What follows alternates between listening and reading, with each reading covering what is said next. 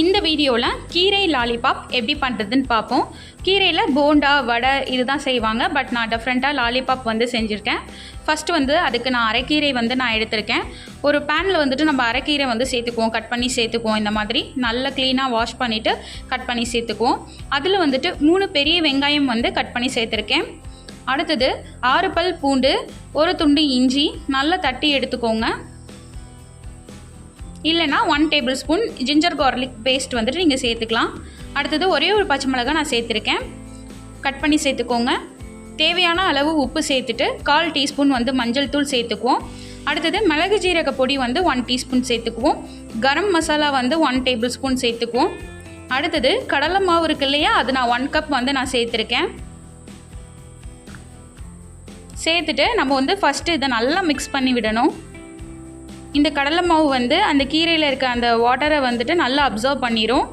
So first நம்ம நல்லா நம்ம மிக்ஸ் பண்ணிக்கலாம். நெக்ஸ்ட்டு இந்த மாதிரி மிக்ஸ் பண்ணோம்னா கடலை மாவுலாம் அந்த ஈரப்பதத்தை இழுத்துரும். இப்போ அதுக்கப்புறமா ஒரு 1/2 கப் கடலை மாவு திரும்ப சேர்த்து கொஞ்சமாக தண்ணி தெளித்து பிசைஞ்சு பார்ப்போம். உங்களுக்கு அந்த உருண்டை பிடிக்கிற அந்த கன்சிஸ்டன்சிக்கு வந்துருச்சு அப்படின்னா தண்ணி போதும். அப்படி இல்லைன்னா திரும்ப நீங்கள் ஒரு 1/2 டம்ளர் சேர்த்துக்கலாம். சேர்த்து நம்ம நல்லா பிசைஞ்சு விட்டுக்குவோம்.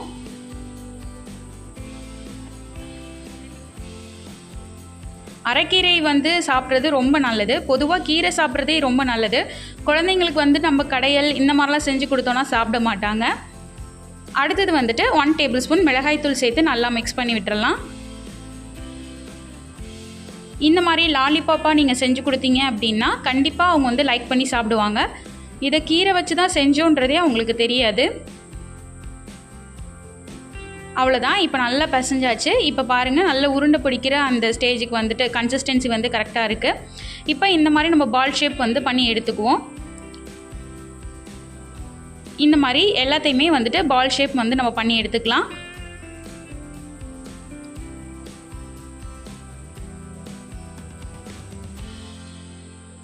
கண்டிப்பாக இந்த ரெசிபியை வீட்டில் எல்லோரும் ட்ரை பண்ணி பாருங்கள். டிஃப்ரெண்ட்டாக இருக்கும், டேஸ்ட்டும் செம்மையாக இருக்கும். இப்போது எல்லாமே நம்ம பால்ஸாக மேக் பண்ணியாச்சு. இப்போ ஃபஸ்ட்டு நம்ம இதை இட்லி பாத்திரத்தில் வச்சு வேக வைக்க போகிறோம். எல்லா பால்ஸுமே இந்த மாதிரி அடுக்கி வச்சுட்டு நம்ம ஒரு 10 மினிட்ஸ்க்கு இதை வேக வச்சு எடுத்துக்குவோம். இப்போ பார்த்தோன்னா நல்லா அழகாக சூப்பராக வந்துருச்சு. இதை இந்த ஸ்டேஜில் சாப்பிட்றதுக்கே டேஸ்ட் செம்மையாக இருந்துச்சு. நீங்கள் கண்டிப்பாக எல்லோரும் ட்ரை பண்ணி பாருங்கள். பட் இனிமேல் தான் நம்ம லாலிபாப் செய்ய போகிறோம். இப்போது ப்ரெட் கம்ஸ், அதாவது ப்ரெட்டை ஒரு 4 பீசஸ் எடுத்து நான் தூள் பண்ணி எடுத்திருக்கேன். அடுத்தது கார்ன்ஃப்ளவர் மாவு ஒரு 4 டேபிள் ஸ்பூன் இல்லைன்னா ஒரு 5 டேபிள் ஸ்பூன் எடுத்துக்கோங்க.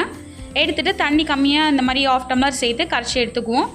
இப்போ ஒவ்வொரு பாலாக நம்ம ஃபஸ்ட்டு கார்ன்ஃப்ளவர் வாட்டரில் நம்ம டிப் பண்ணி எடுத்துகிட்டு அந்த ப்ரெட் கம்ஸில் நல்லா மிக்ஸ் பண்ணி விட்டுறணும். நல்லா பரட்டி எடுத்துக்குவோம். பரட்டி எடுத்து இந்த மாதிரி தனியாக வச்சிடலாம். இது மாதிரி எல்லா பால்ஸையுமே ஃபஸ்ட்டு எடுத்து வச்சுருவோம்.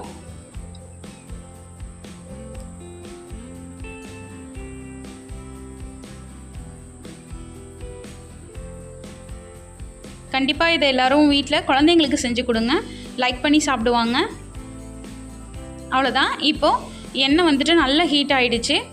இப்போது இந்த மாதிரி மீடியம் ஃப்ளேமில் வச்சுக்குவோம் ஃபஸ்ட் போடும்போது. இப்போ இந்த பால்ஸ் எல்லாம் ஒன்று ஒன்றா நம்ம இதில் ஆட் பண்ணிக்கலாம். என்னோடய சேனலை சப்ஸ்கிரைப் பண்ணாதவங்க கண்டிப்பாக சப்ஸ்கிரைப் பண்ணிக்கோங்க. இப்போது எல்லா பால்ஸுமே இதில் ஆட் பண்ணியாச்சு. இது நல்லா குக்காகி வரும். நம்ம இப்போ மெதுவாக அதை எல்லாமே திருப்பி போடுவோம். மீடியம் ஃப்ளேமில் வச்சே குக் பண்ணுங்கள்.